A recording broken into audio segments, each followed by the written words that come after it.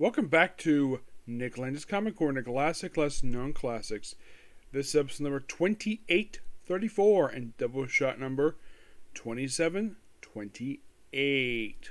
Okay, we have two trades here written by women.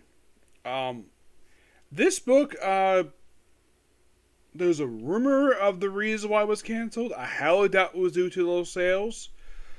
It was surprising this book got canceled.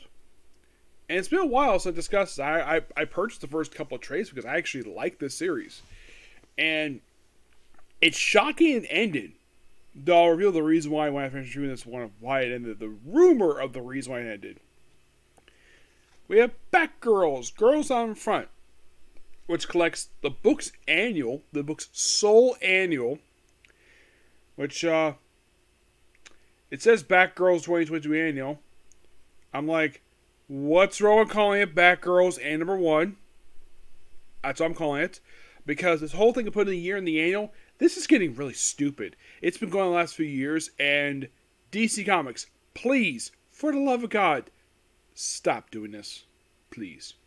And it also collects issues 13 and 19 of the Batgirl series.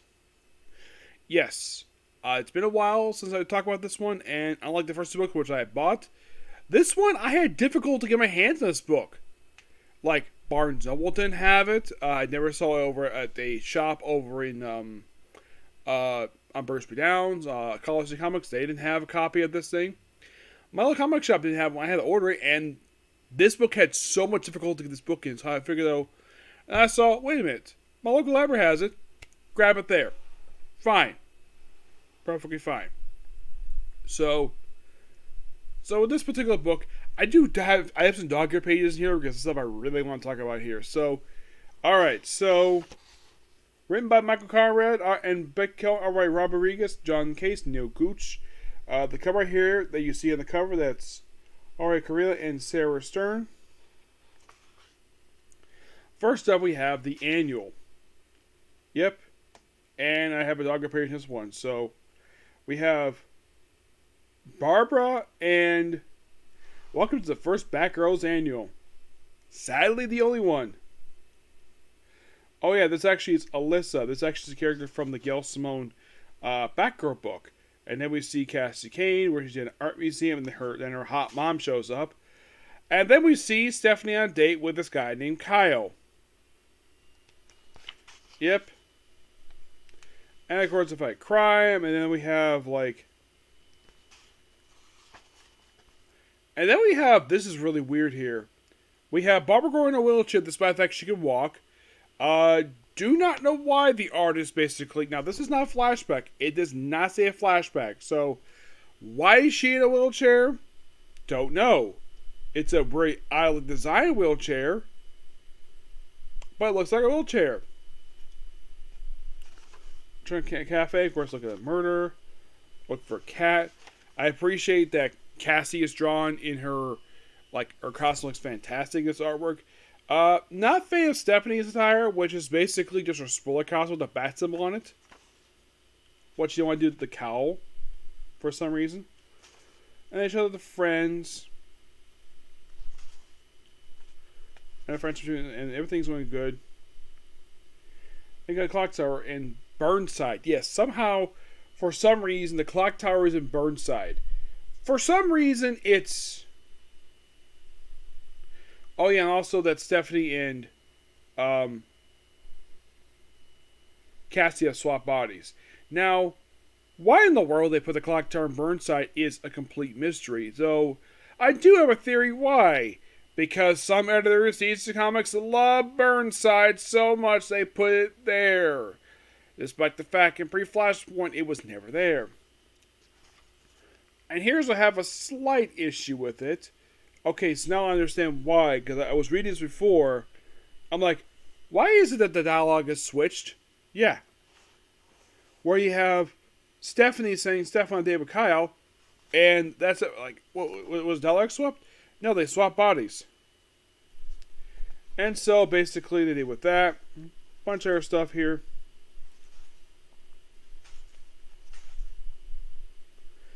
Yeah, and then we have... And is it just me, or is that Lady Shiva, the way she's drawn here? She's drawn with she looks a tad bit chunky. Not sure why she's drawn like that for. It's just I thought that was kind of weird. Because normally Lady Shiva is usually very thin and very muscular. Why the heck is she drawn like that? I have no idea. It's weird. Oh yeah, and then Stephanie's kidnapped by her stupid father, Clue Master. And then we have, let's have Lady Shiva and her daughter basically talk for a bit. And we're coming up with the next bit here with the dog ear thing. So, and then we see at Wayne Manor, we see Bruce Wayne preparing coffee for Robert Gordon. Well, there's a reason for this because Alfred's dead. Now, Tom King has got on record saying that was not his idea. He had no desire to kill Alfred. It was supposed to be a fake out in City of Bane. He was not supposed to die at all. That was Dan DiDio's idea. So, if you want to blame somebody for death of Alfred, blame Dan DiDio. And then, of course, we have Satana shows up here, which for some reason her shirt is different. I look at this like they say it's Satana, and I'm thinking like, okay, maybe this is Satana, but it just, the shirt basically threw me off when I saw this. And then we have Cassie and Lee Shiva fighting, and we're coming up, and of course then we have Batgirl automatically in her costume. Well, Barbara in her Batgirl costume, anyways. Oh yeah, here's something I that was really cool. The fact that Ray referenced this, like, make it look done before. Yeah, and they reference Batgirl issue 25 from 2002. I'm like, they've referenced Batgirl Volume 1? Wow. Who would have thought, basically, the writers of DC Comics about remember anything from Pre-Flash, because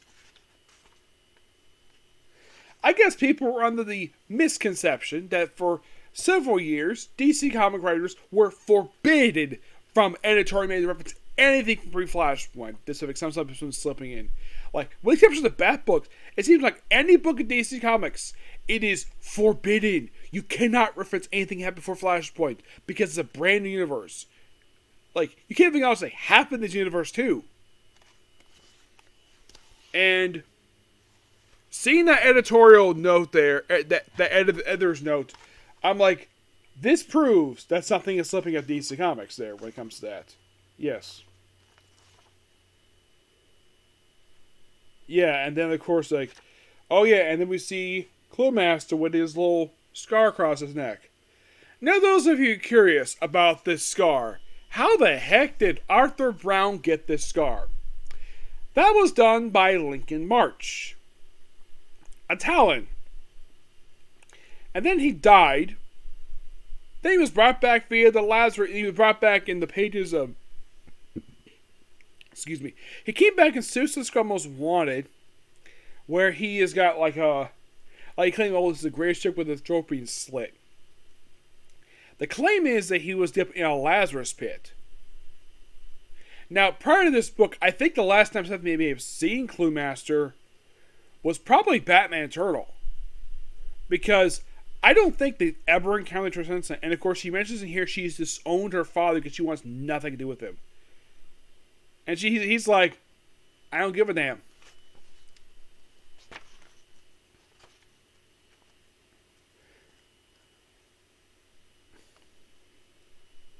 Oh yeah, and they brought up the fact that, oh yeah, look, and just like I mentioned, the reference to his death in Batman Eternal, like, oh yeah, he was dead, and then of course he's back somehow. Yep, they point out, yeah, it was Lazarus. Yep, he was given Lazarus stuff. He fights Lady Shiva, then Cassandra Cain fights Lady Shiva, and eventually she's given the formula, and of course then Stephanie dies. Yes, she dies, and then Cassie raises, and of course we have the throat slitting thing. It's like, yeah, he claims that him getting his throat slit is his greatest achievement and his biggest regret. Clue Master, you freaking died! You were throat slit by an assassin! And yet you claim basically that this is your greatest achievement. He's like, I thought of you. It's like, but through it all, I thought of you, Stephanie. My proudest and my biggest regret. And he points to his little mark on his neck. And then he's like, oh yeah, and he has to play a game. Yeah, I'm like, what the heck is up with Clue Master here? It's like, oh yeah, and then of course touches Dara's leg. Thank God he's moving a little higher, just touch her knee. And he keeps touching his throat a lot. She keeps getting shocked. Then Cassie comes in. Of course, she apparently dies at the end of the issue. I have heard that basically this issue got a lot of flack. It's like, okay, we have Stephanie dying, and then she's brought back via Lazarus formula. Now, I heard online when this issue came out, this issue got a ton of flack. The writers got a ton of flack for this issue. Like, you kill Stephanie and you bring her back in the same issue with Lazarus? Yeah. Yeah, then of course, basically, then Arthur is arrested. Then he's taken to Arkham Tower. Yes, Arkham Tower. The very same Arkham Tower that debuted in Marco Temikaki's Detective Comics. This was probably the first time it's been featured since then.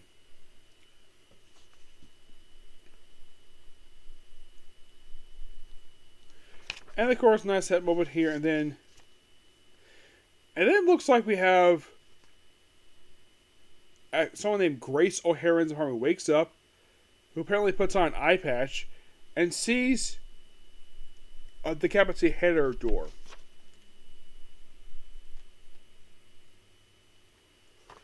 And about this Grace O'Hara, and of course you have Barbara once again in a wheelchair, despite it, and then okay, and then I have another ear dog moment here. So we see a bunch of dolls. We see on this page we see dummies of Batman, Harley Quinn, Poison Ivy, Huntress, Red Hood, Batwoman, Red Robin, Catwoman, Nightwing, and Robin.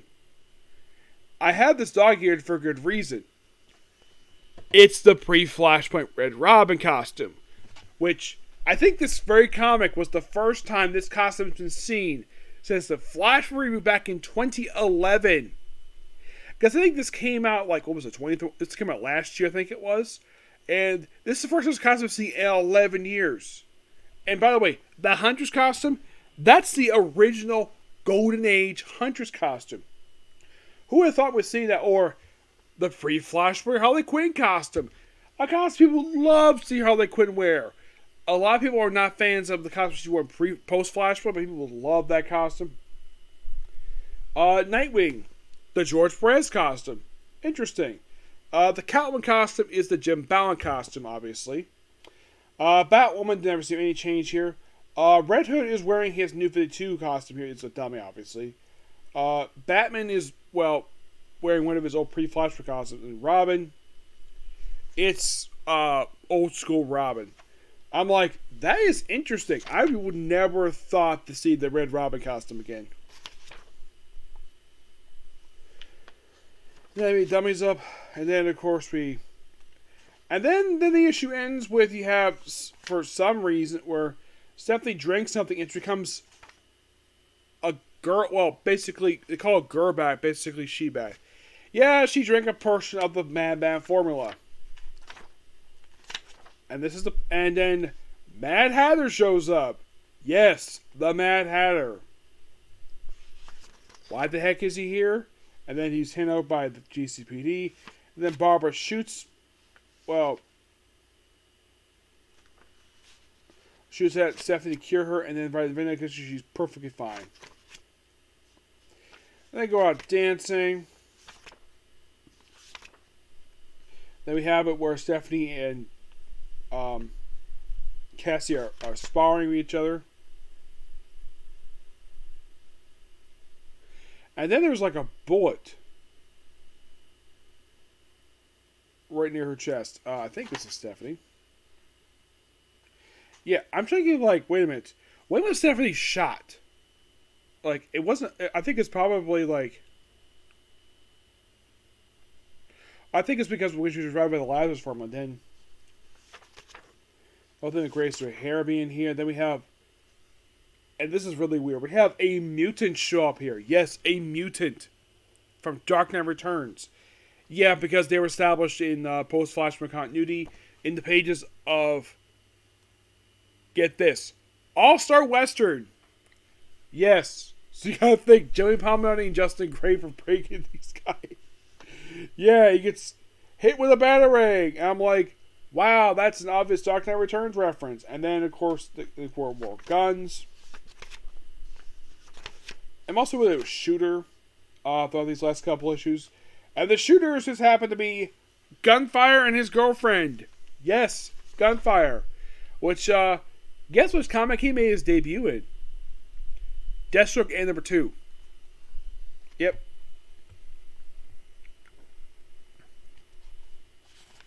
We have Batman here. I don't mind him on drawing this artwork. It's fine. I have no problem at all. Yeah, he's here because the book is about to wrap up, and of course they deal with. It's like the last couple issues they deal with. Basically, of course, they have the Iceberg Lounge. Oh, is a truck by them? Oh yeah, and then apparently like. And apparently it looks like people like publishing bad stuff about the Batgirls. And then there's like protests with the Batgirls. All because they're arrested. Yes, because the 2 Batgirls were arrested. And free the Batgirls. Because they're wrongfully accused of basically stuff like this. And then...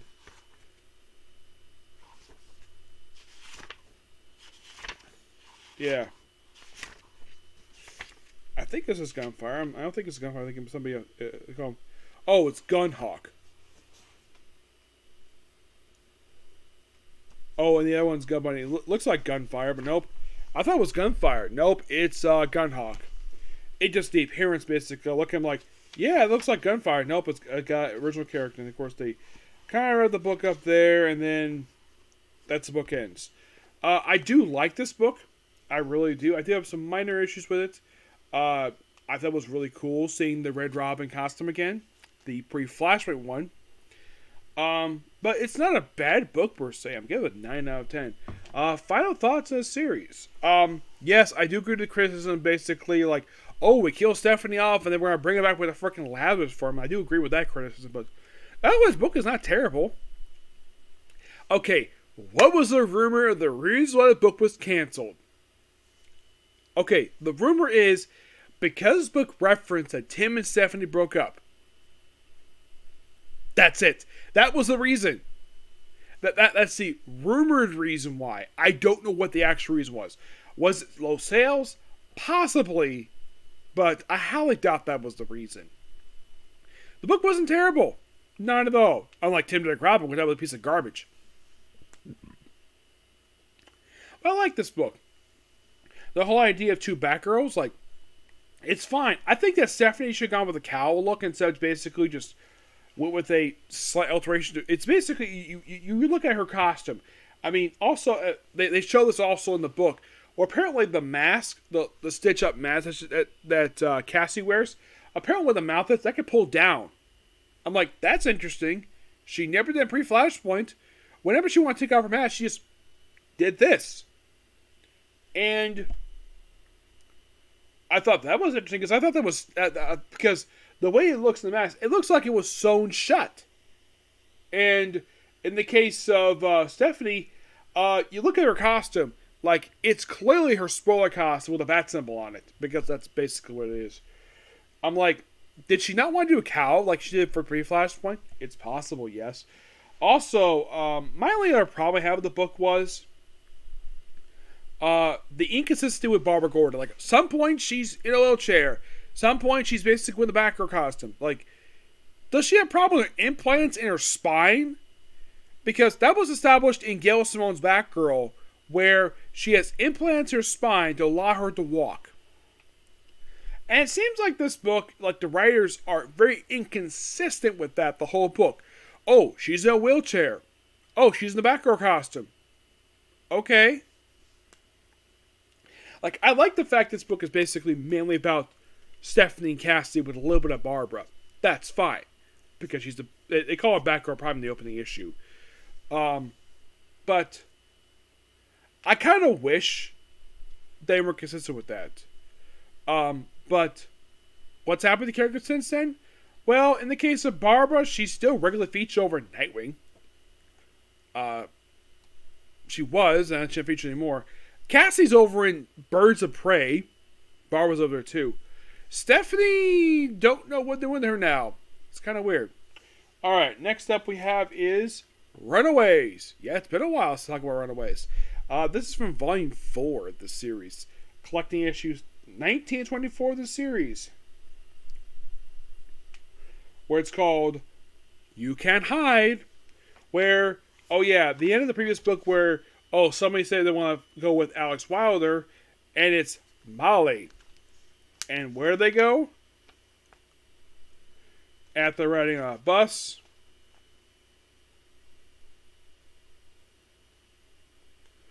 All the way about prison. And then, of course, they go to Alex's house.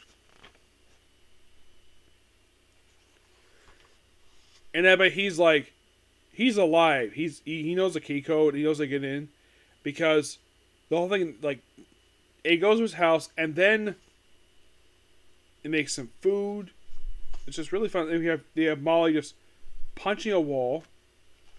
Oh, yeah. And then we see, get this, the Pride meeting room from Runaways #1 from 2004. Yeah, the very first one. I'm like, wow. First time it's been seen since then. Like, oh, yeah, this is the room, of course. Then we have the sacrificial table where they sacrifice the teenage girl to people that work for her. And then, like, Molly sees door saying, Hayes. And then we see inside the room, like a room with like weapons. On the table, we see some cash, a watch, and a cup, and some clothes too. There's no ways to be here with Cassie, and of course, Alec just goes off and never too much book ever again. And then we see Gert being attacked by somebody, and of course, just a dream. Also, despite the fact that in this book, where Carla and Nico are in a relationship, it's somewhat downplayed. It's here, but it's not really delved into very much. There's a whole thing with the guy who's from the same species as the creatures from the first volume. And then we see she fixes the Doombot. I gotta admit, a lot of the stuff here is really good. And of course you see Victor Machine where he's like sitting in a bathtub with his head because he's a robot.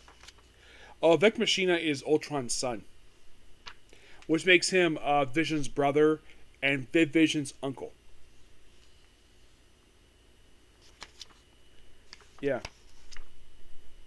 Then we see Corolla looking at a little girl up in the sky, like, ooh, like so pretty hair. Yeah, really interesting stuff. And they see Molly arguing with Chase.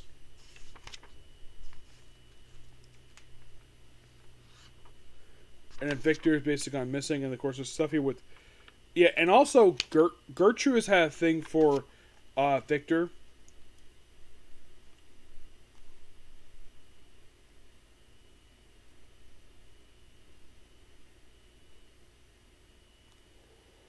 Yeah, of course, like, whoa, like flying with her.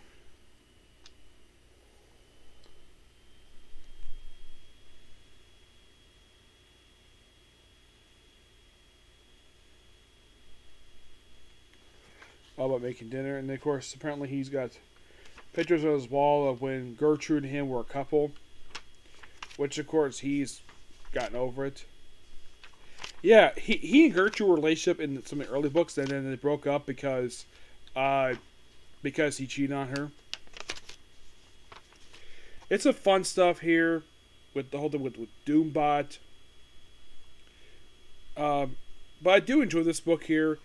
And of course they sort of stuff with Victor Von Doom. They try being superheroes. Of course we have this wonderful moment where they have Nico and Corolla on a date. Coffee date, and look like they're about to kiss. And then we have 3 bad guys show up, which look like they're just a bunch of weird people. And of course they beat up no problem. And of course they go over and dance, and then they get knocked out. And then of course the